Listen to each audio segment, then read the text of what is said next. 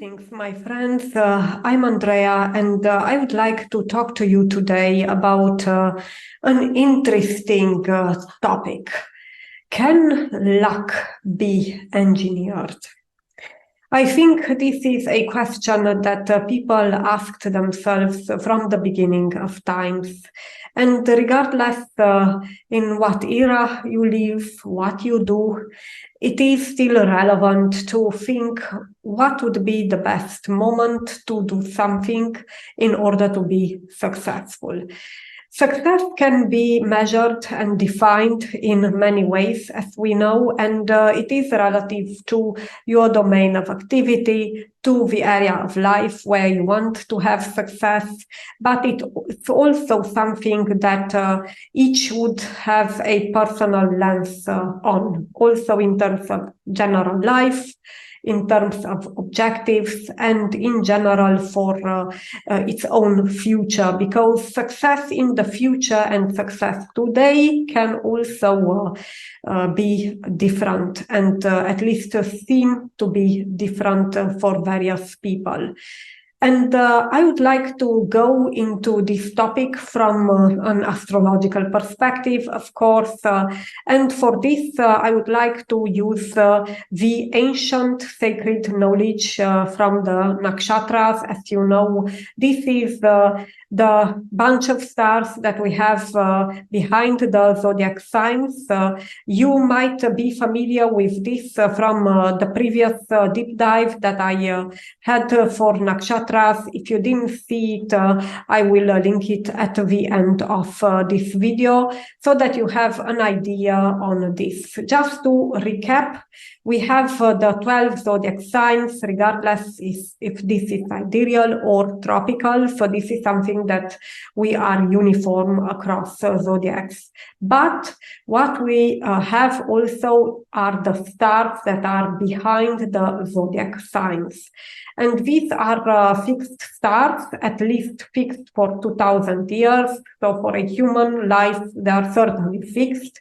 And we do have them grouped in constellations. There are actually 27 constellations that are used. In fact, there are 28 actually, because we have Uttara, Ashada with Abhijit, the last pada, the last part, and Abhijit was considered another constellation that might be familiar for a lot of people, and we will talk about this as well, because in this science of luck, it was very important. And I would like to give you an overview of various layers of luck engineering. The first layer is the general layer. This means that there are associations between the nakshatras and the general weekdays, for example, that would really tell you what days of the week with which nakshatras are the most lucky. And again, which of them are unlucky? So what can you do in order to avoid, so to be sure that you don't have much chance of success? Now, it's also a question, success for what?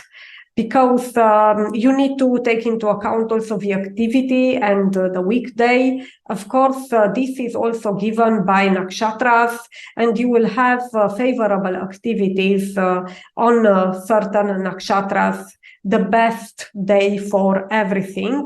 How I called the series of shorts that I came up with, and we will have this deep dive with all the nakshatras here for your convenience, as well as part of the luck engineering technique, so to speak.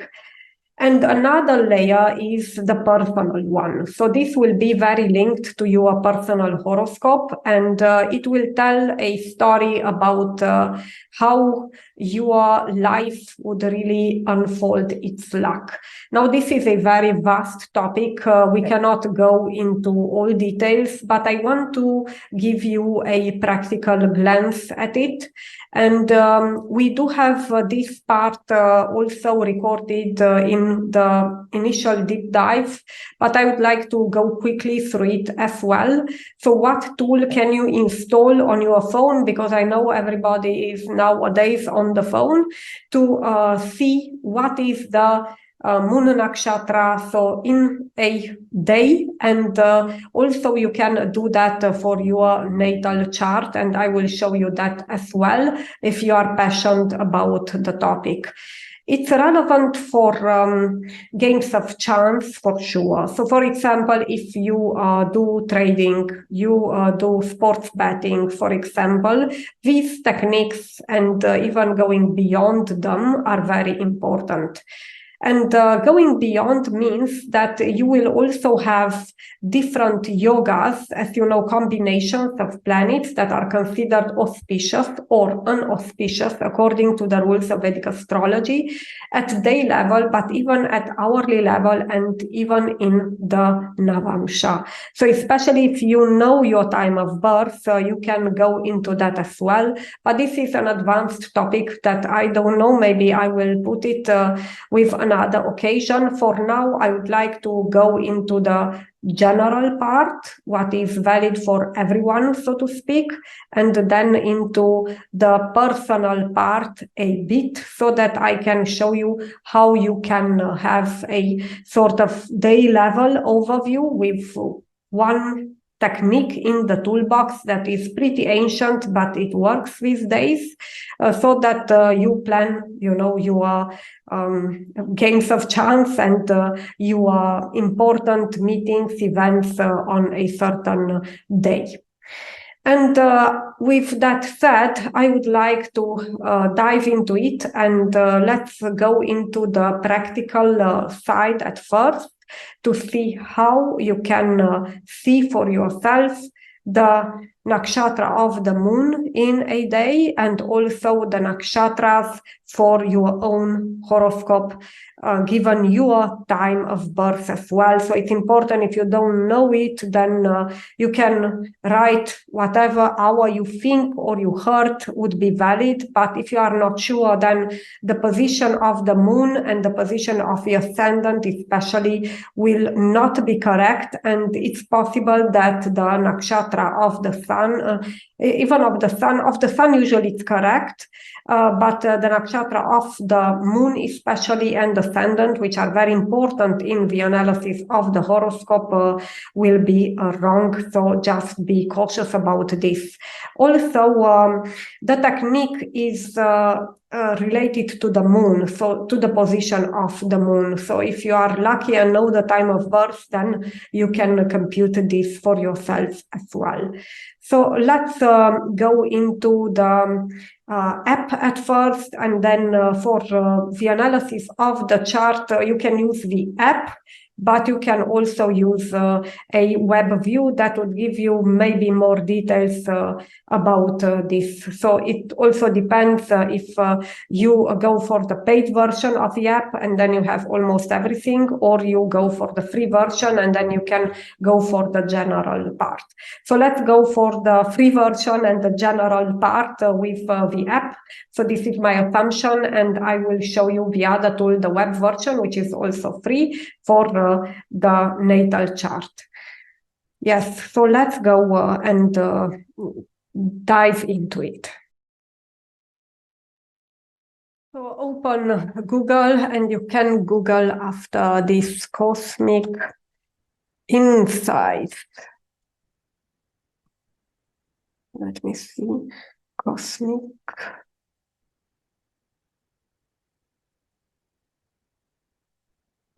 Right.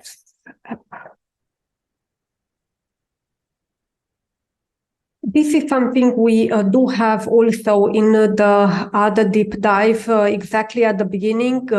This is presented by my AI companion, Greta, so you can have a look at that. And this is what I wanted to show you to be sure what you download. So it's available in Google Play, but also in Apple Store, and you can have this nakshatra view. You see the screenshot presented by Greta on the mobile phone with the day of the moon, so to speak. So the moon, what is the active nakshatra? So it's structured in a way that you can follow where the nakshatra is. And yes, it is free. You have a layer which is free, and for sure the position of the moon, the nakshatra of the moon, which is important, will be displayed to you without paying. What you do have also to do is to enter your location, because the moon will depend on your location, where you are now in the world, and based on your location, the latitude, longitude, and the time zone, actually, the position of the moon in the sidereal Vedic astrology, in the nakshatras, will be computed for you. And then you are able to go into the general techniques that we have. And I think this shouldn't be a problem for most of you. Maybe more complicated is the, let's say, Vault of the Heavens. So I use that one, Vault of the Heavens, Lahiri. So this is the Lahiri Ayanamsha applied to the Vedic zodiac. This is basically to compute your, let's say, three, I say whatever name, this doesn't matter, April 9th, 2024 at 11 a.m. Let's say Germany and Berlin.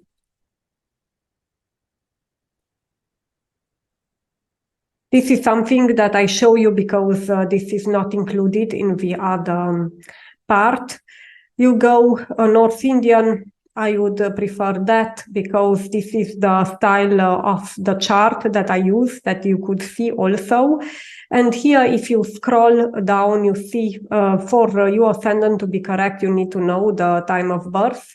And you scroll down and see here the nakshatras. So you get even the pada. So this is the part of the nakshatra. So you get a lot of detail regarding your natal position. And what is very important for the technique that we discuss is the position of the moon. So the moon, you get degrees in the sidereal zodiac, and you get also the nakshatra here and the pada. So that you know exactly where the moon is positioned. You don't need the pada level. So for example, here moon is in the nakshatra of Ashwini in the second pada. What is relevant is the fact that it is in Ashwini. And I would like to go now into the practical methods. So these two things you need. Also, another way is, if you prefer the web, for example, that you do a chart for now, and you see the position of the moon in general. And this means, for example, right now I am, so now I would call it now, it's April. It's April 13th, for example. I do have here as time, it's 1813 on my side, and I am in Germany, in Berlin. So you could do that. In professional software, you can already say, you know, now I want this chart for this current moment, which is the Prashna chart for those who are familiar with astrology. And this is the way the Prashna, or the current time, is displayed. And here you scroll down and see again the position of the moon, which is about now. So it's in the Mrigashira nakshatra in the fourth pada. And again, the pada is also not important here for the general mechanism, for the general method that we want to explore in this luck engineering technique. And now I would like to go into the general method, and just choose your preferred way. The app might also let put you the chart. You put the chart there and you see also all the details. I think this is possible with the free version. To be honest, I have the paid one, so therefore I don't know exactly what is supported there in the free, and I have it since a while. So this is for you to explore. But here, for sure, you have with this Vault of the Heavens, Lahiri. It's important to put Lahiri because we have another one which is based on the tropical zodiac. That one works as well, but it's another computation of the nakshatras, which works in some cases for sure. So I appreciate that as well. But this is the classical computation, the Vedic computation of the nakshatras that we would like to use in the techniques. So now let's go into the techniques themselves. Let's recap the nakshatras a bit if you didn't see the first deep dive on the nakshatras from the beginning or very fresh, so to speak. I would like to refresh this a bit. And this is a map of all the nakshatras that we have. There are the 27 nakshatras, and they have the so-called association. We call it rulership, but it's not really rulership like the association between the sign and the planet. Each nakshatra is associated with a certain planet and also with the nodes of the moon, Rahu and Ketu, which are mathematical points, shadow grahas. So you need to take that into account as well. I do have various colors associated with them so that we distinguish. And I have also the number of the stars that are identifiable, at least with modern astronomy. So in this case, we have these numbers are not important for you, but I want to give you the order. So you can, for example, make a screenshot of this or take the nakshatras, such a map from other sources. I think there are plenty because this order is relevant for the general method. I think not for the general, for the personal method of computation for luck engineering that I would like to pursue in this deep dive. And we have here in each column, so to speak, 9 nakshatras, or 9 times 3 is the 27. And we have the ruler, so to speak. I will call them rulership rulers for sake of simplicity, but not, again, so this is not rulership in the same sense like for zodiac signs. Ashwini, it's ruled by Ketu. It is in this, let's say, brown color. And you see the same for Maga and Mula. So this is the second and the third round. Then we have the ones which are ruled by Venus. The color for Venus is usually white, but now I'm on a white sheet of paper, of digital paper. Therefore, I used black. So we have Bharani, Purva Falguni, and Purva Ashada. Then we do have the sun, which is yellow. So we have Kritika, Uttra Falguni, and Uttra Ashada. This is basically orange. Sorry for that. So it's orange. This is a vibrant orange that symbolizes the sun. Then the moon is also white. I chose pink here to distinguish it.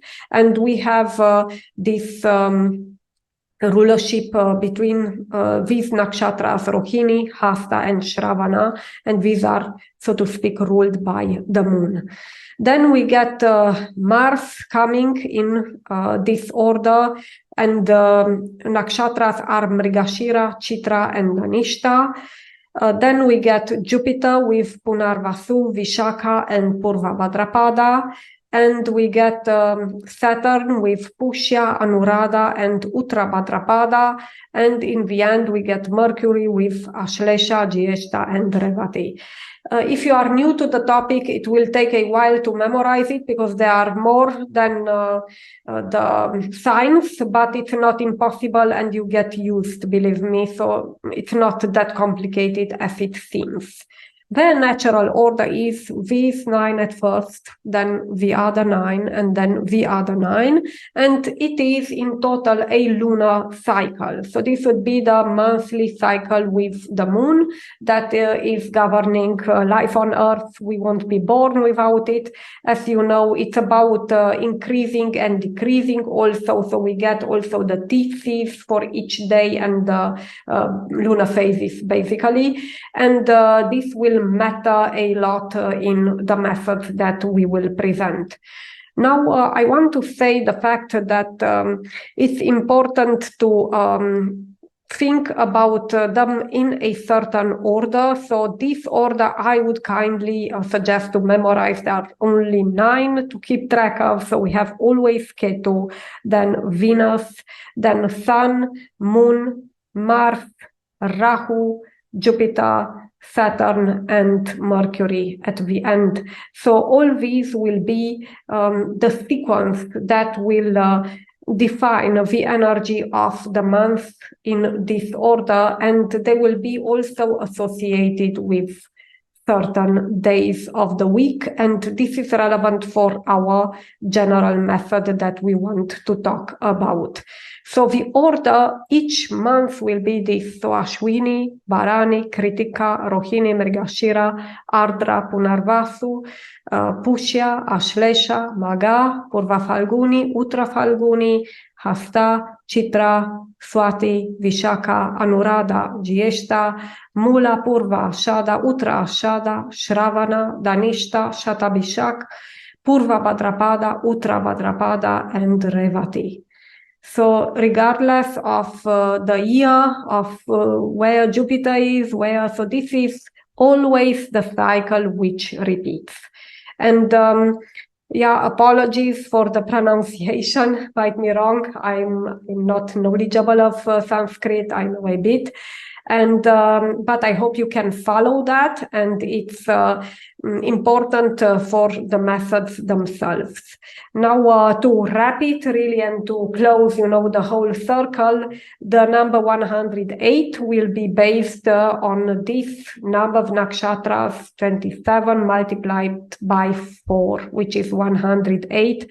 This is the sacred number which is at the basis of the universe, so to speak, in matter, and this could be also a very important association between, the parts of the sky, the 108 parts. I think there are many secrets and interpretations that we don't know at the time, and maybe the ancient rishis, so the astrologers, thousands of years ago, they looked simply at the sky and they knew it. So this is the genesis, so to speak, of 108. Maybe this is the secret of life and the secret of the universe. And nakshatra is really a big part of it. And therefore, I think it's useful to know them. So that being said, I would like to go into the general technique at first. Actually, I want to present multiple techniques, or I can call them methods, that are generally valid, so to speak. And one is very simple, or maybe known by a lot of you. And what would you say if you would have one time of the day which is auspicious? And this is each day, almost each day, we have an exception. We will talk about it. It's the Abhijit Muhurta. And this is the auspicious time at noon, usually, when the sun is the most powerful in the sky for the specific location. So usually it depends, with the length of the day. Currently in Berlin, it's from around 12:38 to 1:39 or something, 1:40. So usually it's 48 minutes. It will be more perfect at equator, but as you go towards north, it will be different in summer and in winter, especially when the length of the day is extreme. You do have the fact that these cusps, so in Western astrology, the cusps, so basically it would be around the 10th cusp.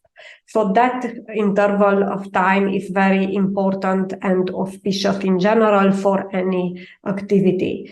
In the past, they used it for wars. And why? So people who went to war and started in that moment in time, they had the victory ensured. Why? This is associated with Abhijit, and Abhijit is the last part or the last pada of the Uttara-Ashada Nakshatra. And this is the universal star of victory. It is an invincible star. And for that reason, this was considered a very lucky time. So when you start in this pada, you will be victorious. And in current days, you can use it for any important activity. For example, for exams, for learning something that needs to be durable, and you can use it as a competitive advantage to launch a business, even, to do some very important thing on the Abhijit Muhurta. There is a single day of the week, so a single caveat where we can't use it. It's on Wednesdays when this will not work.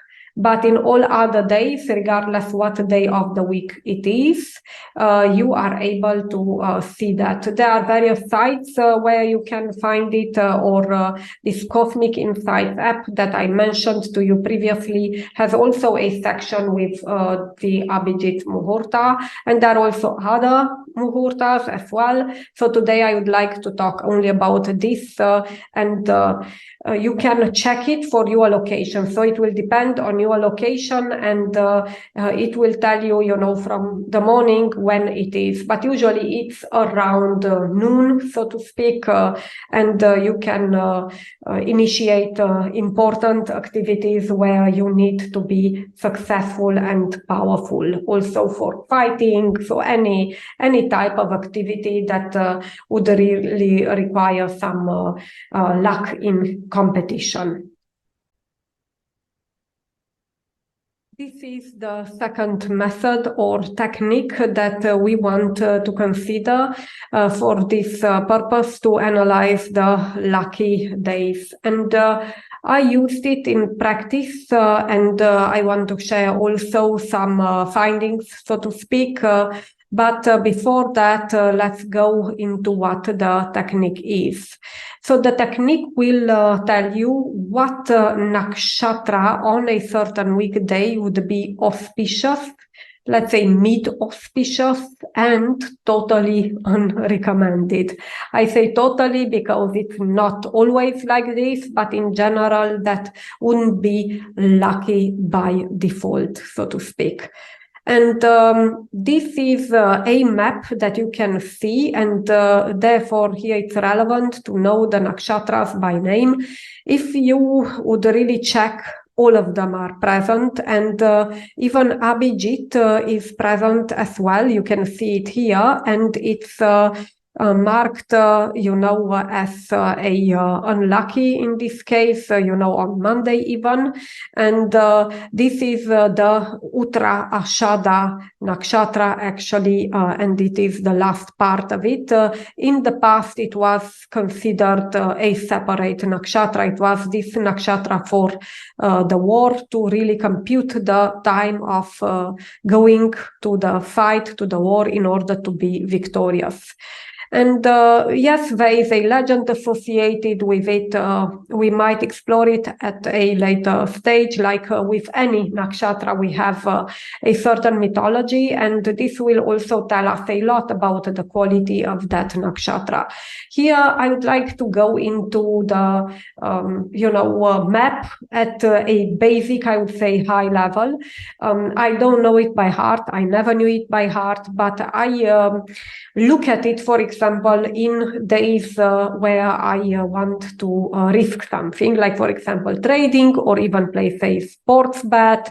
I would really check it before and see, oh, is this really lucky or not? Of course, my own natal horoscope plays a role as well. And I think this is also not a surprise to you, because in the financial markets, success is all about correlations of different indicators, different techniques, and different levels.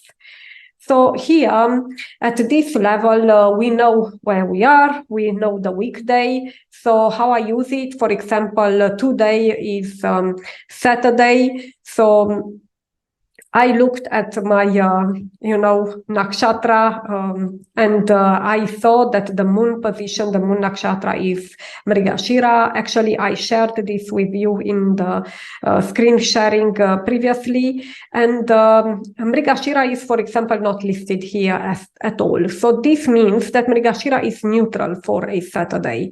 So if you want to risk something, it's not very bad, it's not very good. So it's like, it's neutral. It depends maybe more on what you have going on in your own horoscope at day level, dasha and so on.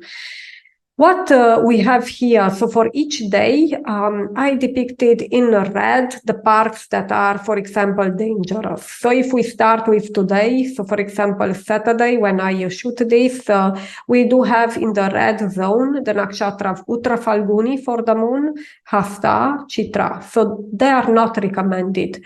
So when you have Saturday and the moon is in such nakshatras, it's not so recommended to risk, for example, because the chances for you to be victorious are not that high.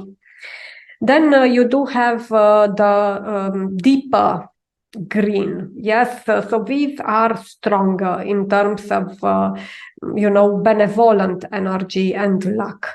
So these are, for example, Swati and Rohini. So if I would see that the moon is in such a nakshatra, and maybe some of you see it already, because it's dependent on your location. So if you are in another part of the world, you might really experience this, and this is very lucky for you then. And we do have also, usually, with the location and the moon, it has to be nearby. So the nakshatras cannot go really haywire or be very different, but they would be nearby in the natural order of the nakshatras. And we have Shravana, which is, you see, a light green. So this means it's good. It's not the best, but it's good. And whatever is not listed there, it's neutral, so to speak. If we see the planets that rule the day, because we have them as well, and the planets which are associated with the nakshatras, I do not see, to be honest, honestly, a very logical link, and therefore this doesn't really help to know it by heart. Maybe if you really see it and do it and check it very often, which I don't do all the time, to be honest, then you might really memorize it without your own will. You do it unconsciously. And this is, for example, Saturday is ruled by Saturn, and we see that the nakshatras in the red zone are Sun, so it's ruled by the Sun, Uttra Falguni, Hasta ruled by the Moon, and Chitra ruled by Mars. Actually, here there is a logic, because these are enemies of Saturn in general. So although Moon is not really enemy of anybody, but with Saturn it's not a good team, so to speak.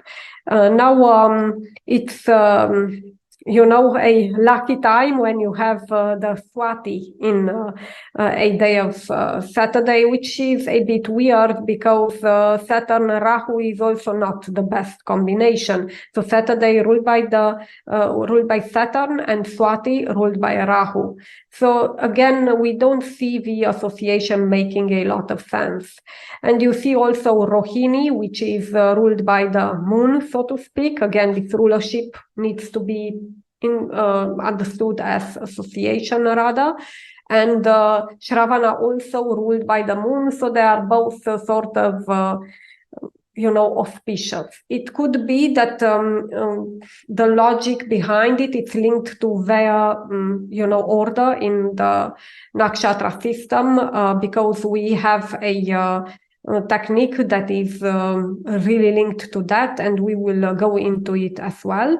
But for now, I would say that it's interesting to have it as a guideline if you have something very, very, very important to do.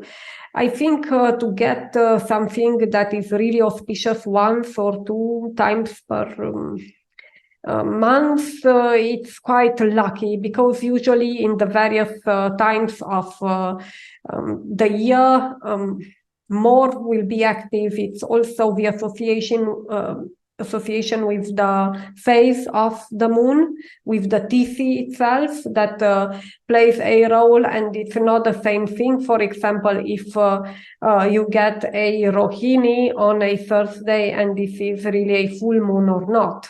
And this is not recommended. So if the moon is very powerful, like a Purnami, so it's like the full moon, then, or the new moon, which is Amavasya, then you would get even a more powerful recommendation towards it or against it. So the TC itself is also relevant in a way when you think, about breaking it. Sharing from my experience, I had an interesting win on a day where it was totally unrecommended. I had this is called actually Sarvarta Siddhi, and it was a bad one. So it was a red, and I even won on a sports bet with a dog, so underdog. That won. So it's not like, for sure you will not make it, but it's about analyzing and seeing. Of course, I didn't risk much, but it was a nice quota, so I made something. I was a bit surprised about it, but I had good astrological influence in my horoscope on the day. So it's always a balance of coordinating the general guideline with your own horoscope. And if all of them align, then you can risk more, for example, in trading or in betting, in other games of chance that you might, explore, or important activities. Why not? Some things in life can make and break, or break, the future, and then it's also important to align them in a way that would really help you to have the best success possible, at least from a star's perspective. Of course, always your skill and your astrology will matter as well. So that would be from my side for this technique, and now I would like to go in the third general method or technique. And at last, I would like to really go into one personal method that is really linked to your chart, where the ability of seeing the nakshatras and where your natal moon is placed, again, time of birth is needed, would play a big importance. You can use also the lagna or the ascendant for that, but usually in the original version, it is about the moon. So let's go in the third and last general technique now. Now, the last general technique for today is regarding the nakshatras and the activities that are recommended for a certain nakshatra. So when the moon transits a certain nakshatra. And for that, we do have these recommendations from the Vedic literature. Of course, there is the need to interpret them to the modern life, and this is something that we offer in a series of shorts, and this is something that will be published along the way. But if you are very interested in this, we do have them here for your reference.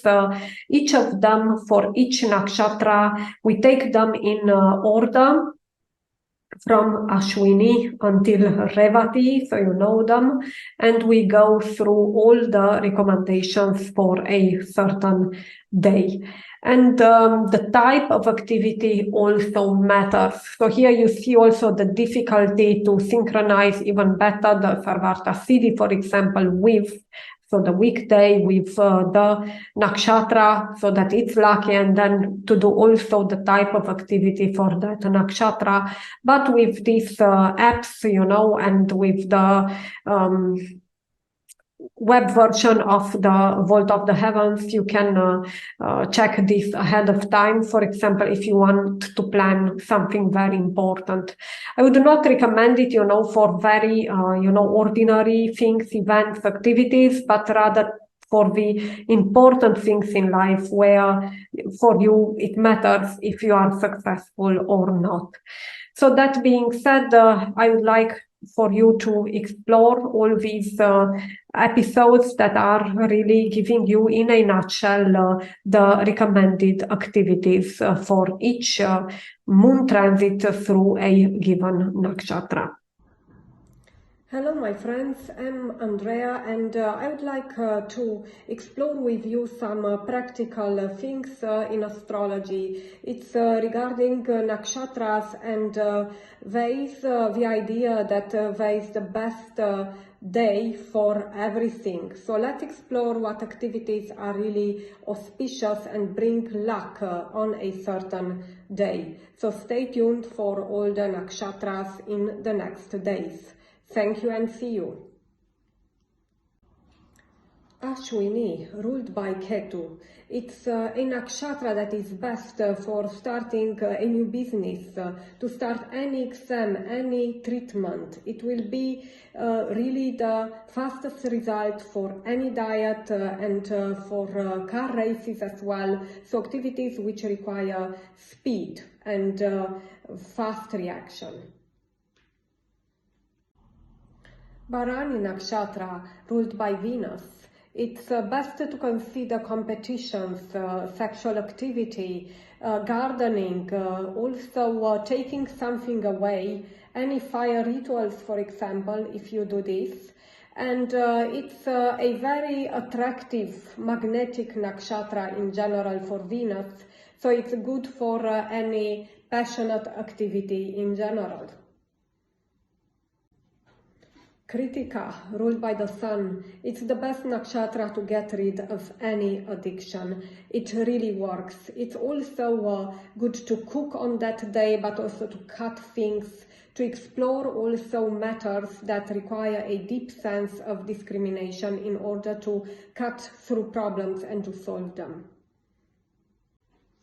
Rohini, ruled by the moon, it's one of the best nakshatras to start any business, but also for agriculture, especially for planting the seeds, for sowing, and it's also very good for financial activities like trading and investing. And it's also one of the best nakshatras to consider when you want explosive growth, so to speak, because it's associated with the growing of plants.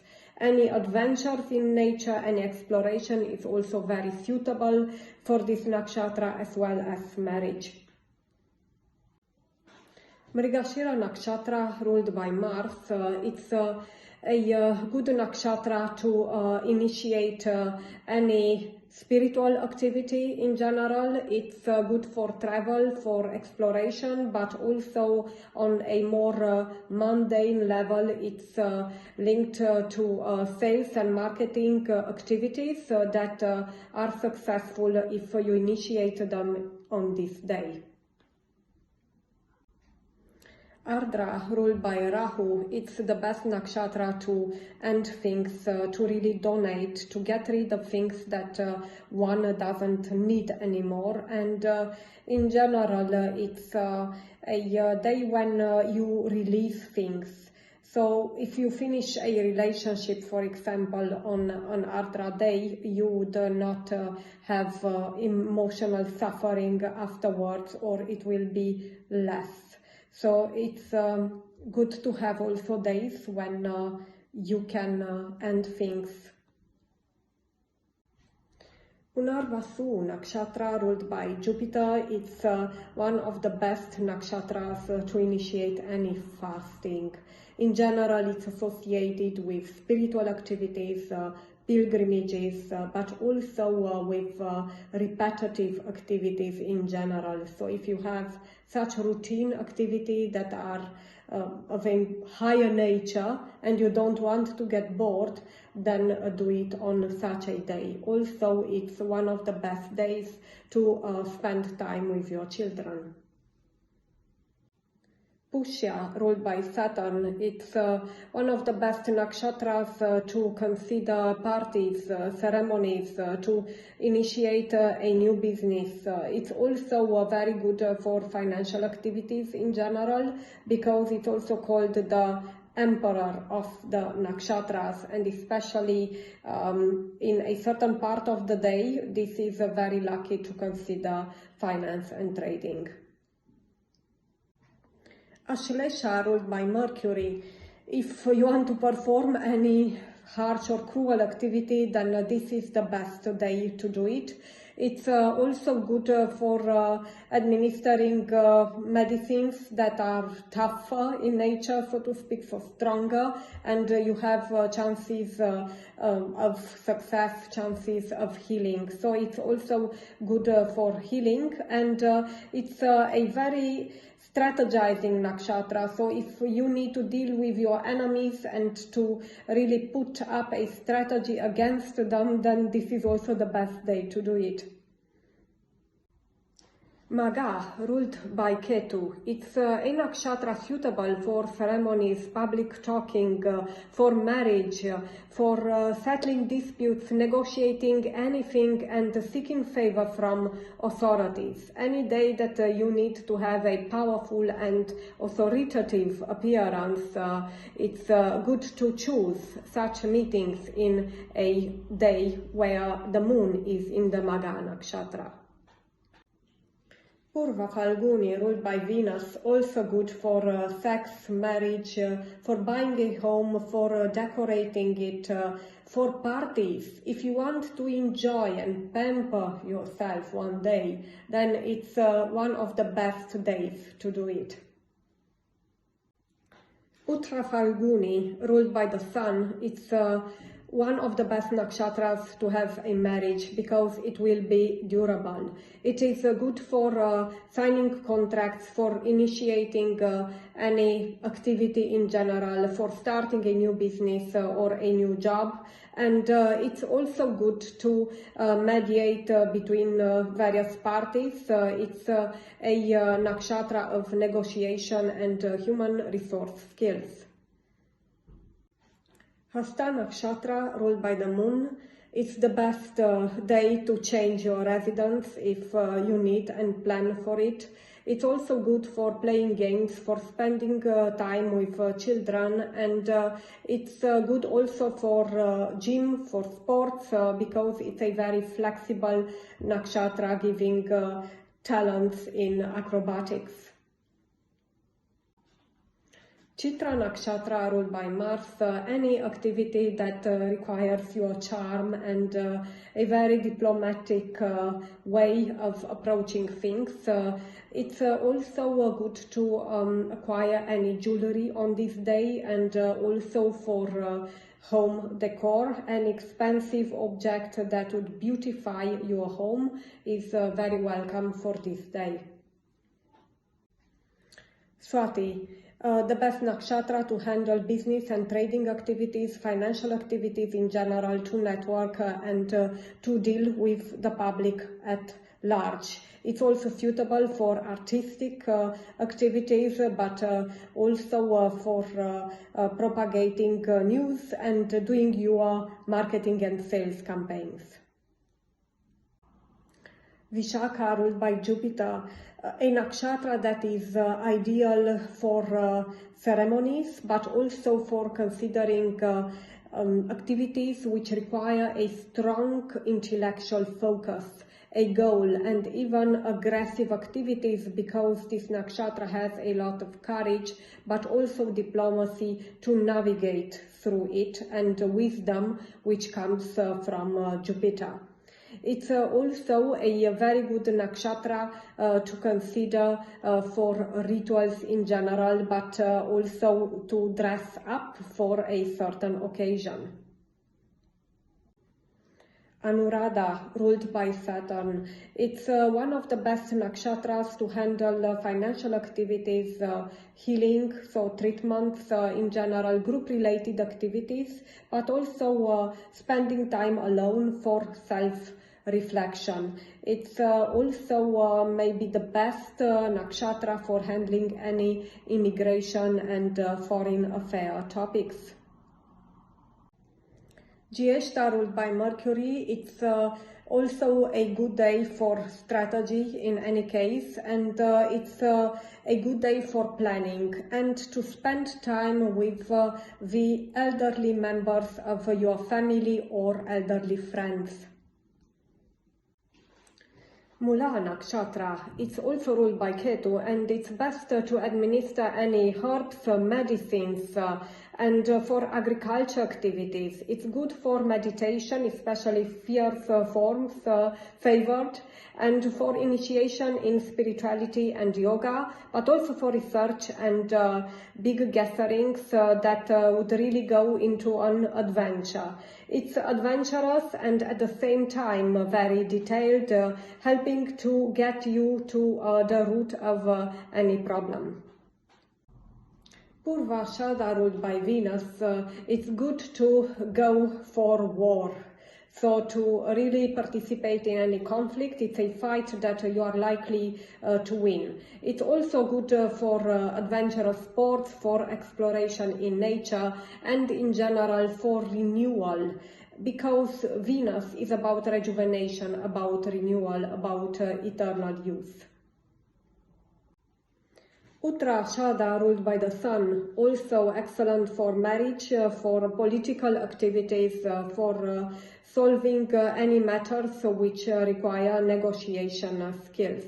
It's also one of the nakshatras which guarantees victory, so if you need to enter a competition or an exam, it's also good to do it because you will be victorious.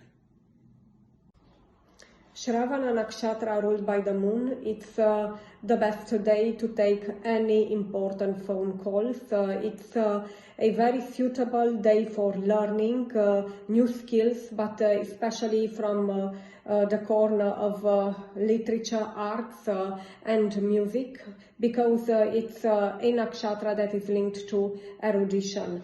This also points to any advice and consultancy that you would need from a professor, from a teacher, from a person that has a lot of experience in a certain domain, because you will get the best advice for it.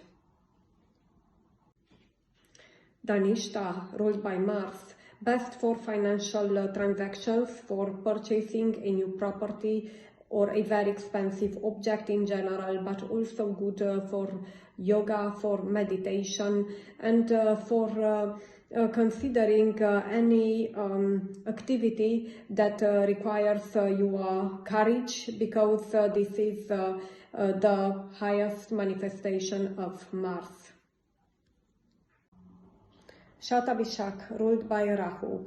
It's one of the best nakshatras to initiate the study of astrology. It's good for research activities, for traveling, especially on water, and it's also good for healing, for medicine, to initiate treatments, especially of holistic type on such a day.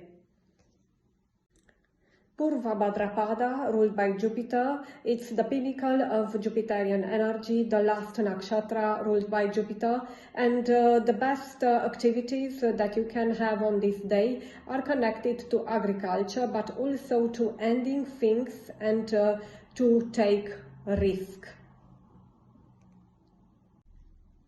Uttra Bhadrapada, ruled by Saturn.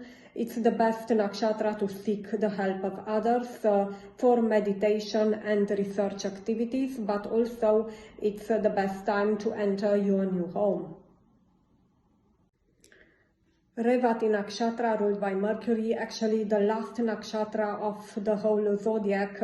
It's good for all sorts of activities actually, but if you ever thought about buying a car, and especially an expensive one, try to do it on this day because it's quite lucky. In general, it's good for business activities of all kinds, for new beginnings, but also for artistic and spiritual activities. Welcome to the single personal technique that we want to discuss about the engineering of luck today, and this is the Tara Balam. It's an ancient classical technique that is based on the position of the moon in your own horoscope. So for that, please check the Cosmic Insights app or the Vault of the Heavens site, and it's best to know your time of birth, because even if it's a bit off, you can be at the boundary of a certain nakshatra and then you get the whole computation wrong. So this I recommend to be taken seriously, at least for people who know their time of birth. According to this method, it is said that taken the position of the moon in your natal horoscope, you will have different associations with the nakshatras nearby. And the first one, basically the one where you are born, would be the general one, so to speak. It's mild malefic. It's mild malefic because you are incarnated here, so to speak, so you are not in an ideal place or ideal way. You are constrained here in this life, in this physical world, by the boundaries of Saturn, so to speak, which would define the box of this earth. And yes, we have these constraints, so the soul is constrained in the physical body. So in this sense, this is a mild malefic, and I mark it with a red that is pretty low red, a low shade of red. It's not so intense, and I don't think it's very malefic, to be honest, in practice. Also, if you take this and extrapolate it to the dasha, so to the time period of your life, it's also not that bad, but it's like not the luckiest time, so to speak. So you can take risk, but it could be medium, so to speak, not a big risk. So you can orient this also based on the amount of risk to calibrate it.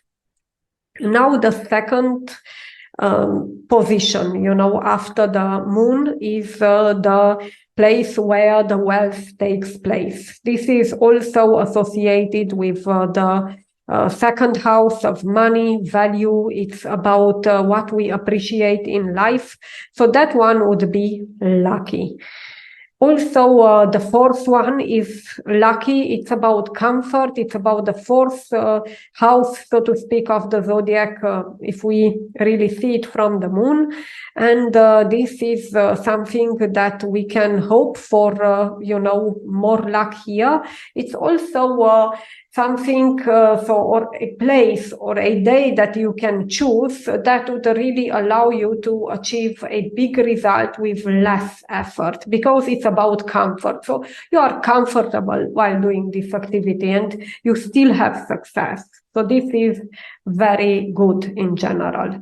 The sixth one, usually the sixth house is not the best, as we know. It's about prarabdha karma. It's about the deaths, the diseases that we have to deal with in this life. But here in this technique, it's about accomplishment. We could associate it with the house of work, of daily duties. And yes, you have really accomplishments when you perform a duty, when you have success in your routine, in your duty and place you have in the world. It's also the house of employment, and this is a positive day, so the sixth position from the moon. We will go through an example, so don't be worried about it.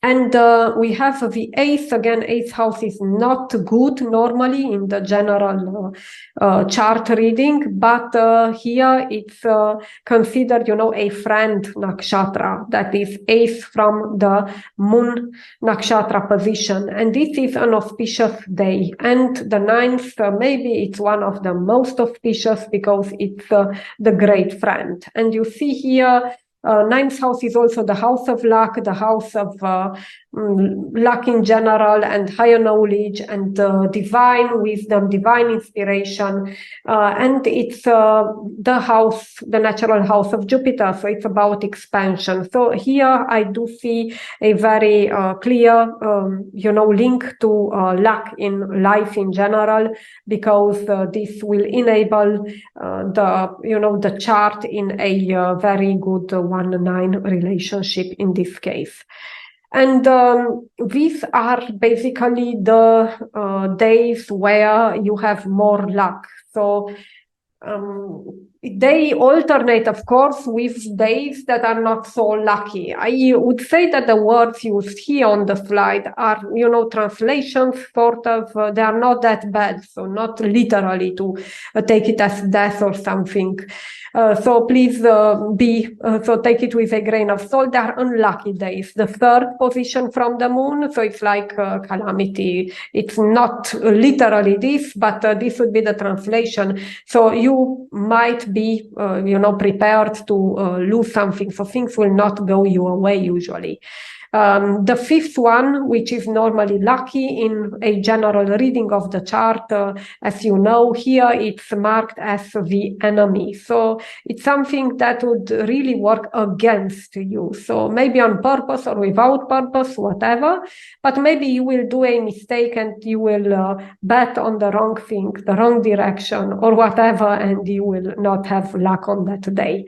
And yes, I can say that this is something that really works, especially with the fifth position. But for me, the most often it was the seventh, the Vada, which is called death, so to speak. It's not literally death, but on those days, for me, it's pretty sure that I would lose. So this is something that I tested myself. For other people could be different. And it's also about,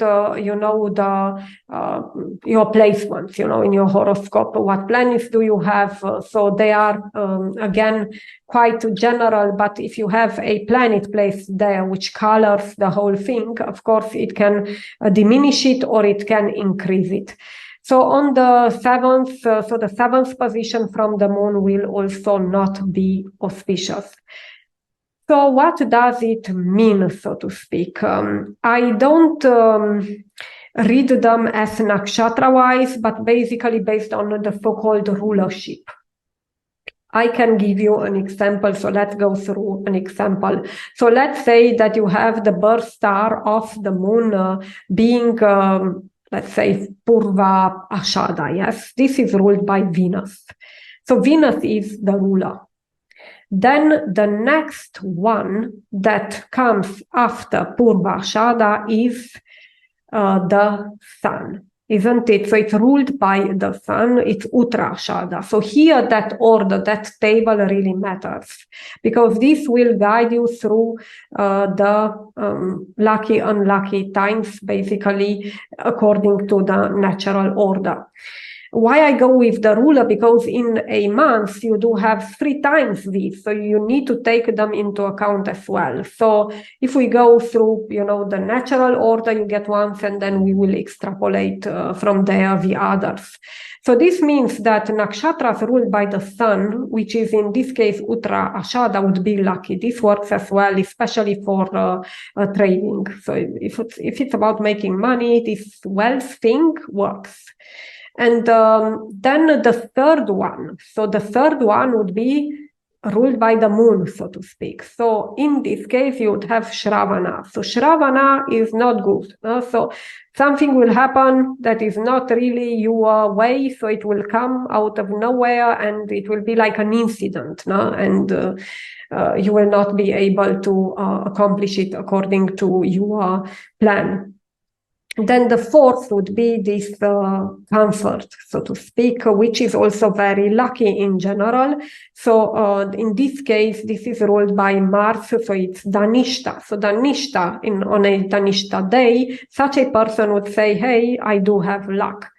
Then you have the fifth one, which is Rahu. This is again unlucky. So you have on a Rahu day, let's say, in this case, it would be Shatabhishak as Nakshatra, so this is not good.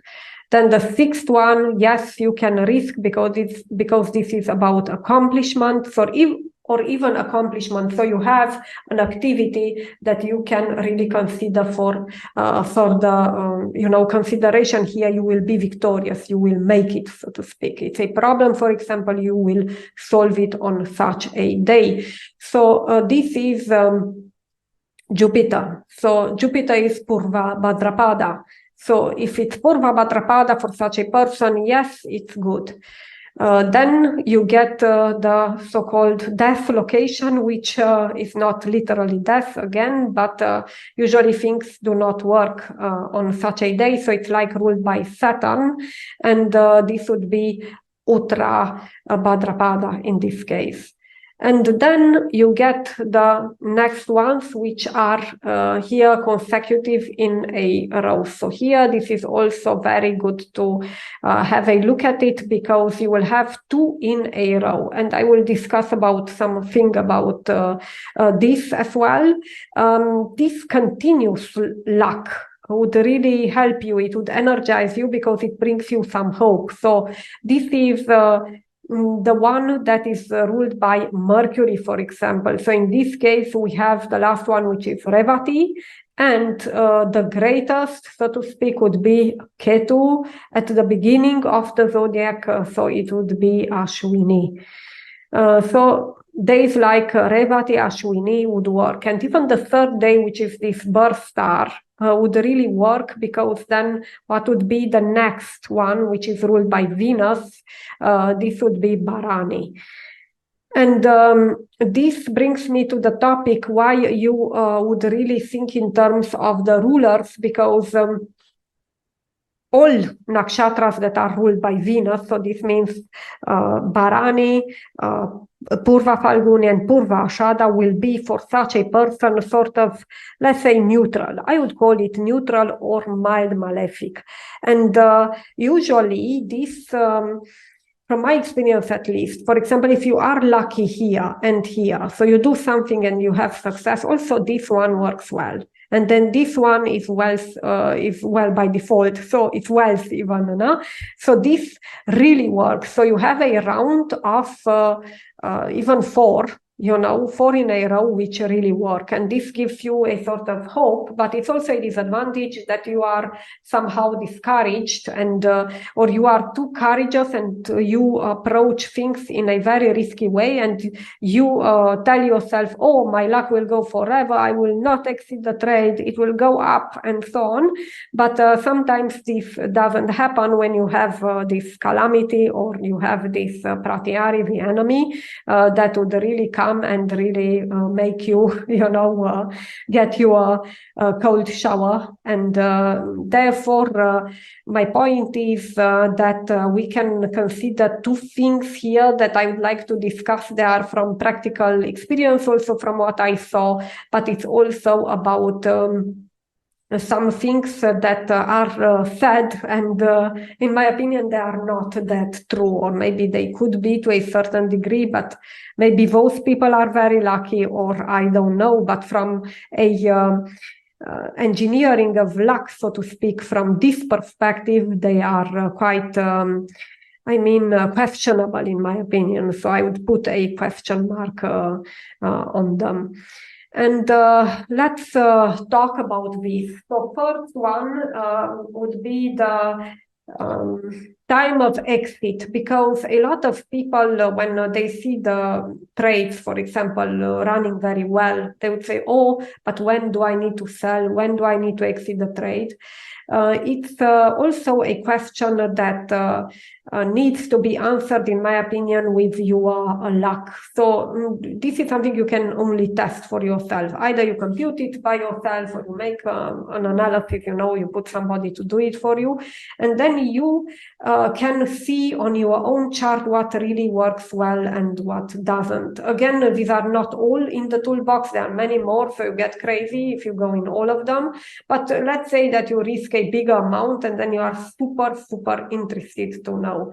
And then you can proceed like this. For example, when you see that you have more luck in the row, but again, test it so that you see that it works for you, and also you don't have other contradictory influences in your chart. Then you can exit on a very good Paramamitra, for example. Or if you go beyond this Janma, which is the mild malefic, and you are in Sampat, you could exit in Sampat. So from my experience, I see that exiting in Paramamitra and Sampat makes sense. So it depends again. And if you have a bad transit, even on a Paramamitra, so which is very lucky, you can still make a mistake and lose. So for sure. So you need to check multiple places. This is basically a building block for it.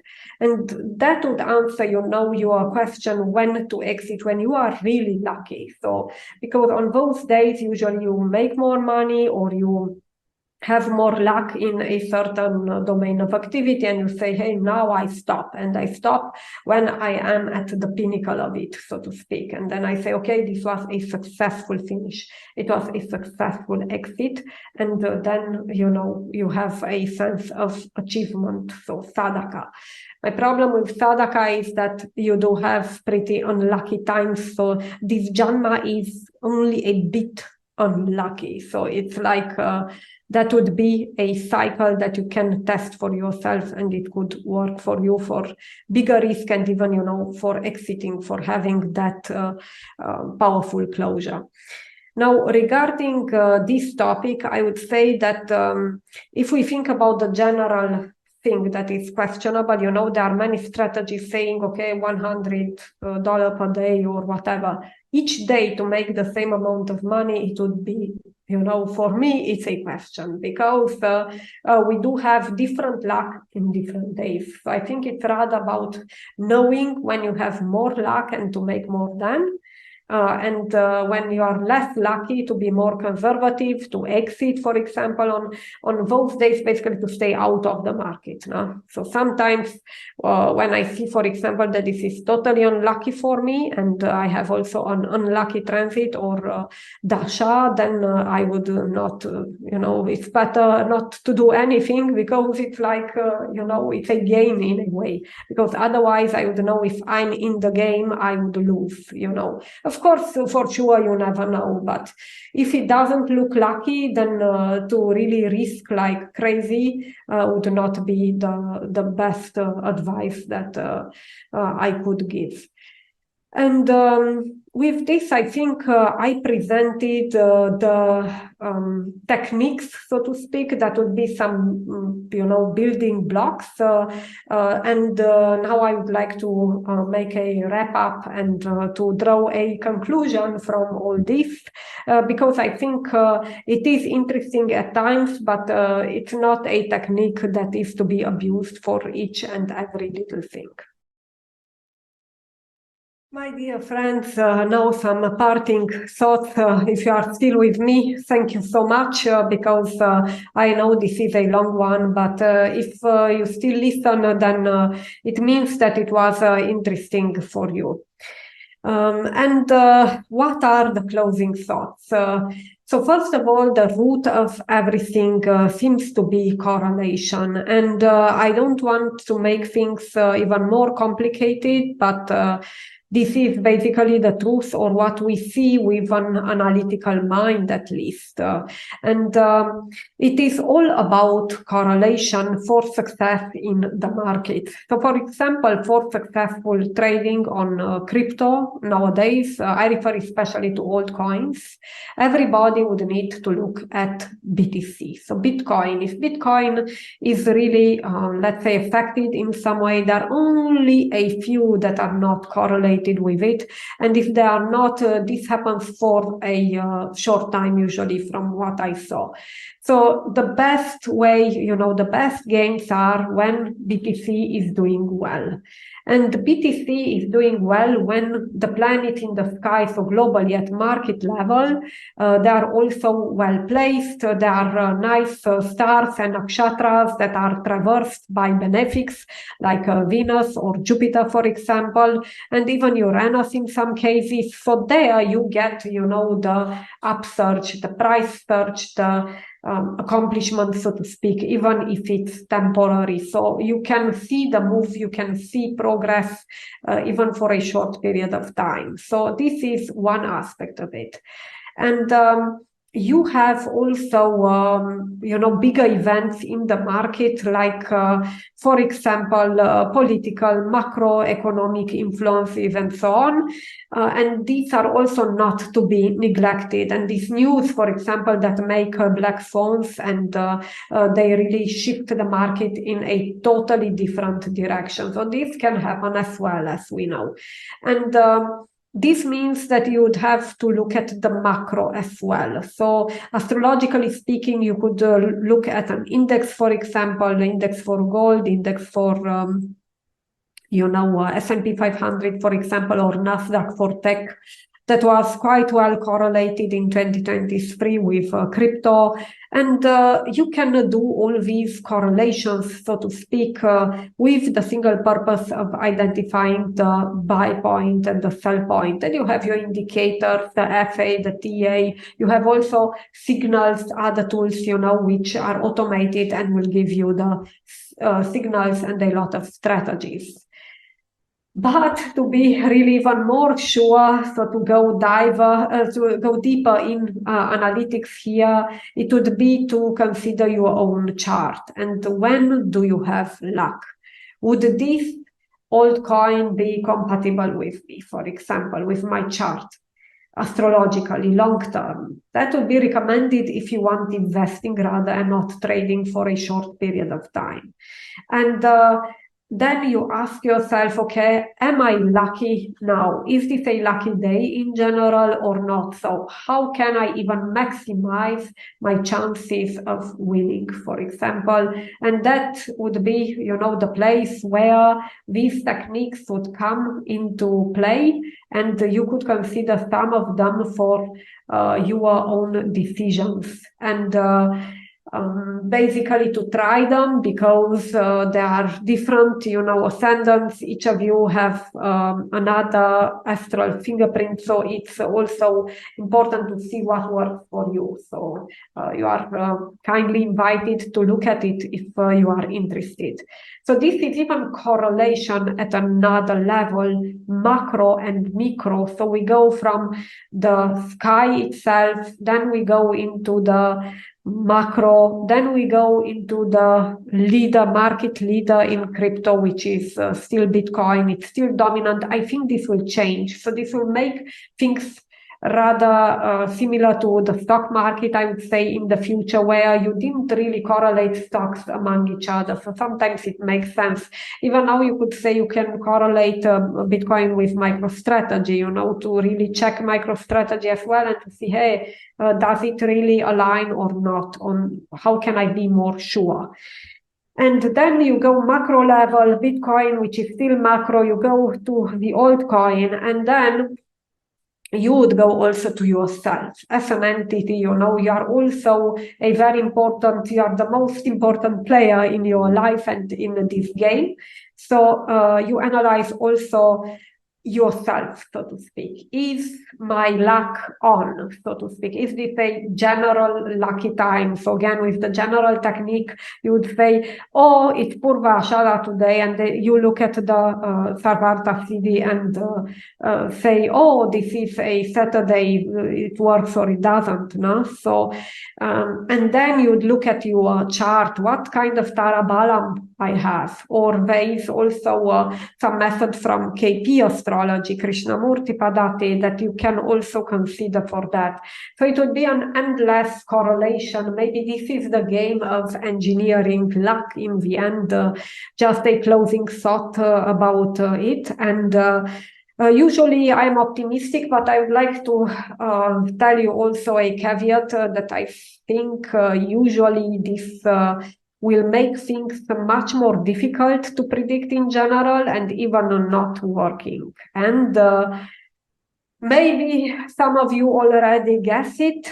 In general, it's about eclipses and planets going retrograde or direct, so being stationary in that point where they do move differently. So it's like a point of stillness where they are, you know, almost not moving.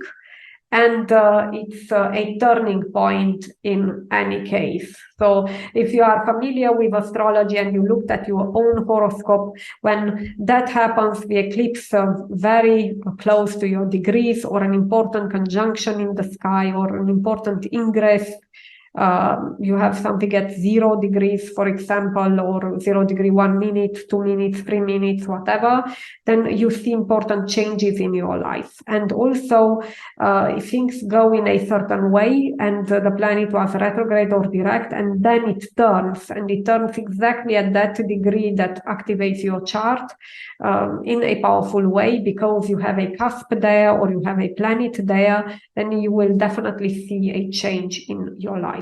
So if you do the prediction on that day when the planet would change course, then it is very unlikely that things will work, because it's like analyzing, you know, two worlds. So, for example, the planet being direct and retrograde at the same time, which doesn't really work, especially when this happens also at the juncture between signs. This ingress, when the planet really changes the sign and is in like 1 or 2 minutes, 10 minutes of the next sign, especially with the moon, this happens more often. It would be also difficult to predict. So in what Sarvarta theory are you really sure that this will work? So the likelihood of these techniques in general working, and also others more advanced, during eclipses, ingresses, so changing the signs, during this retrogrades and direct, so basically stationary. We call them stationary periods, which for outer planets would be even 2 weeks. Then we are not so sure, you know, that these things would really work also in terms of luck. So, because this can also lead you to the impression that, oh my God, but I do all this effort and sometimes it really works. And you start to trust it, and you trust it a lot, and you say, yes, this would work each and every time. But this is not the case. This is not the way it works.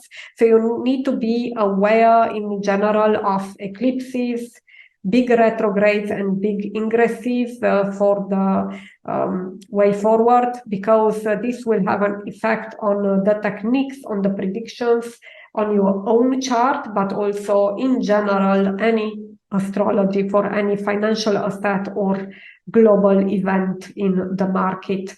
So everything is affected by that. This is like a meta astrological event that would be really valid for everybody, for everything at macro level and at micro level, so as above, so below. And this is also the time when we are not really allowed, I would say, to grasp all the beauty of predictions. And why is this so? For example, if I talk about the Vedic perspective, especially with eclipses, the Vedic astrology is also called Jyotisha, so it's the science of light. And when eclipses occur, the light of the sun and the moon is eclipsed, so it's not there. So you don't have the light, you don't have the power to see through it, regardless of all the techniques you have, regardless all what you did before, and you know, oh my God, but this technique really works 70% of the time. I don't think we can hope in more than 70% with this in general in our grasp of the future in this complex world and reality. I really hope this was interesting for you. It was a deep dive on incursion in the Nakshatras and the science of luck. Let me know in comments if you are interested to have probably another deep dive on it. I think the subject is really vast. I'm also not considering myself an expert in it, but I really dived because I was very curious to see why some days really work well, even if the aspects in my own chart look well and others are not working well, especially when it's about risking something or a very important activity where you say skill is not enough. I need luck. This is very important for me to be lucky. Thank you again for your attention, for liking and subscribing. And until next time, be joyful. See you.